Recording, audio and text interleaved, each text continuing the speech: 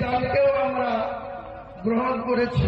কাজে আমরা মানসিকতাটা আমাদের এই জায়গায় থাকবে, আমরা কোনো সংকীর্ণতা দেখাবো না, কাউকে এখানে কোন রকম বাধাপ্রাপ্ত কেউ হবে না। নামাজের সময় হয়ে গেছে, আপনারা সবাই নামাজ।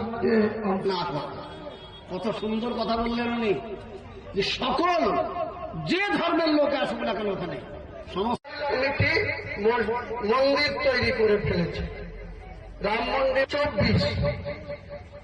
কে উদ্বোধন করলো? তাদের মধ্যে কত সংকীর্ণতা দেখেন।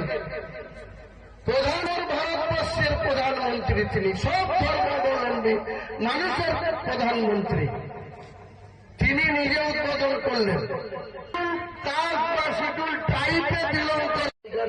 যেখানে বাবরি মসজিদ ছিল সেই জায়গাটা রামলীলা কমিটিকে জমির দলিল, সেই দলিল বলে